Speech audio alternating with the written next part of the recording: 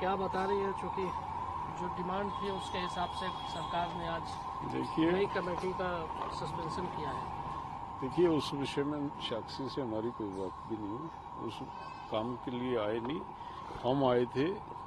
हमारा दायित्व बनता है, बेटी है हमारी, और जिस तरह का उत्पीड़न वो झेल रही है, समय समय पे हम मिलते रहते हैं। और जो एपिसोड था, जिस तरह से वो निराश हुई 2 दिन पहले और उसने कुश्ती से संन्यास लेने का ऐलान किया, इससे दुखद क्षण किसी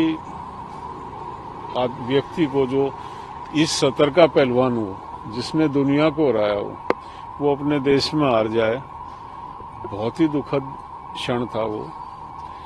और वैसे तो जो भी संवेदनशील व्यक्ति है देश में, जो संवेदना रखता, हर आदमी को बुरा लगा वो सारा मामला। और उस बेटी के आंसुओं को देख के सबकी आंखें नम थी उस दिन। और हमने एक देश के जागरूक नागरिक होने के नाते उस पीड़ा को महसूस किया और पहले दिन से ही हमने इसके विरोध में आवाज उठाई। मैं जाट महासभा का ऑल इंडिया का जनरल सेक्रेटरी हूँ और राजाराम मील जी हमारे राजस्थान के प्रदेश अध्यक्ष हैं। वैसे तो ये बेटी खिलाड़ी हैं और देश की धरोहर हैं, इनको जाति से जोड़ना, इनके कद को छोटा करना, लेकिन फिर भी परिवार के किसी बच्चे को तकलीफ होती है। हमारा खून का रिश्ता, वो पीड़ा कुछ ज्यादा थी हमारे मन में। वैसे हर देश का हर व्यक्ति पीड़ित था। मैंने जो बताया, जो संवेदना रखता, इनके आंसू देख के सबकी आंखें नम थी उस दिन, और ये महसूस कर रहे थे कि अन्याय हुआ, इनजस्टिस हुआ। अभी सरकार का कुछ स्पष्ट स्टैंड नहीं आया, निलंबन की बात सरकार कर रही है। साफ कहे सरकार, निलंबन पे अभी तो वो कह रहे हैं कि इन्होंने कुछ निर्णय लिए जो सरकार नहीं चाहती थी, कोई कुश्ती कराने के बारे में निर्णय लिए, उनको निर्णय लेने से रोका गया। अभी सरकार स्पष्टता से नहीं, ये हम सुनना चाहते हैं कि इनको इस चुनाव को रद्द कर दिया गया। निलंबन क्या होता है? हम साफ साफ सुनना चाहते हैं कि चुनाव को रद्द कर दिया गया। जो गलत हुआ, जो सरकार का वायदा था, जो खेल मंत्री ने जिस वायदे के साथ इनके उस आंदोलन को खत्म कराया था, उस पे पूरा उतरे, साफ साफ ये कहें कि ये चुनाव एक भूल थी और हम जो वायदा हमारा था, मतलब तय ये हुआ था, कोई भी महिला खिलाड़ी अगला अध्यक्ष होगी कुश्ती संघ का, ताकि लड़कियों का उत्पीड़न ना हो, वो स्कोर हो, उनकी सेफ्टी हो, ये वादा हुआ था। किसी पर्टिकुलर साक्षी नहीं बनना चाह रही थी, ना सरकार का ऐसा वायदा था कि साक्षी को बनाएंगे, ना हम उस बात को कर रहे हैं। देश की कोई भी महिला इसके जिम्मेदारी को संभालती तो हम मानते सरकार ने अपनी वायदे को निभाया और सरकार जो है जो कहती है वो करती है।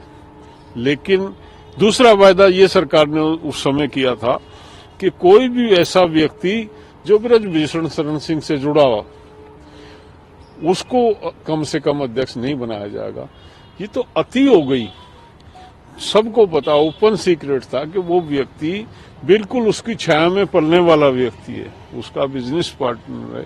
और जिस तरह का इलेक्शन के बाद जो प्रदर्शन वहां किया गया, वो इतना भोंडा प्रदर्शन था जैसे उन्होंने कोई किला फतेह किया। किनको हरा रहा? उसे शर्म नहीं आती?